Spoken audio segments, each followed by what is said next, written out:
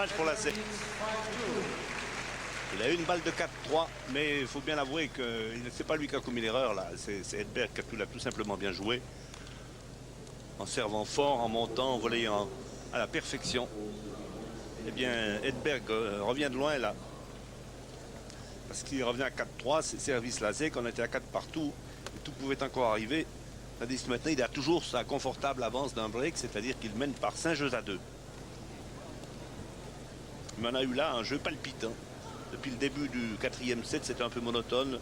Edberg gagnait trop facilement son service. Puis tout à coup, il y a eu cette réaction. Il y a eu 2 retours de service un peu à la désespérée de la SEC qui lui ont permis de semer le doute chez le Suédois.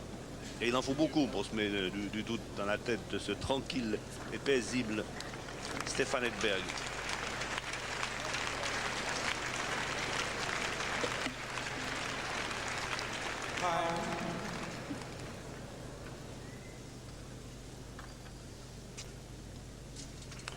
La SEC au service.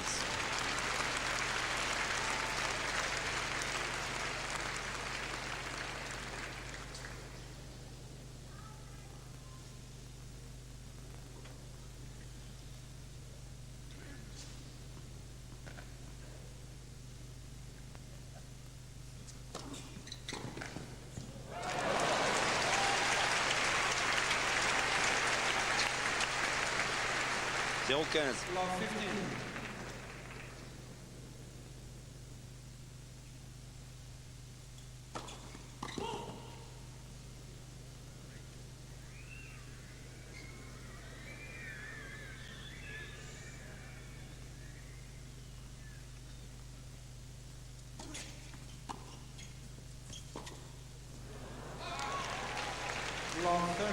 « 0-30 ».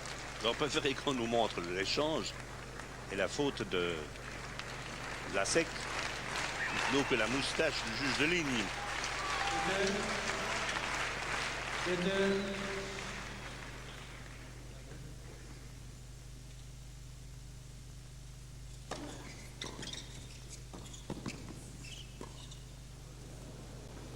Donc il était beau ce lob.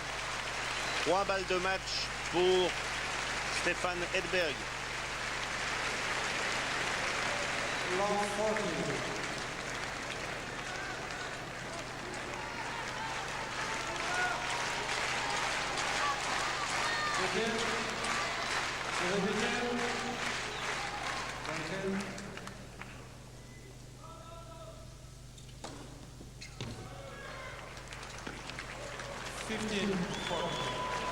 Ah, il donne le point bon.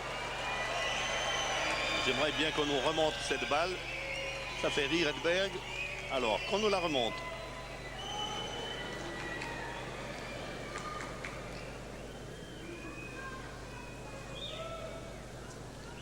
Alors, elle était bonne, puisqu'on a jugé ainsi le juge de ligne.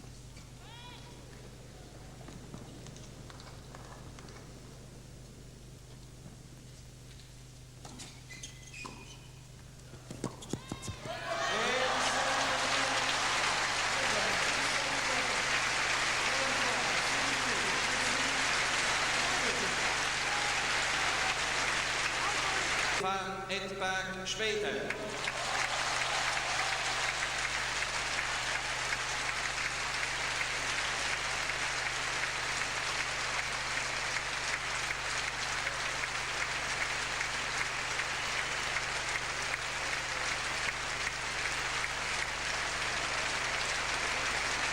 Alors vainqueur, Stefan Edberg qui reçoit bien évidemment une montre puisque le sponsor est un fabricant d'horlogerie et qui recevra en outre un chèque de 48 000 $, ce qui représente exactement au cours actuel 76 800 francs suisses.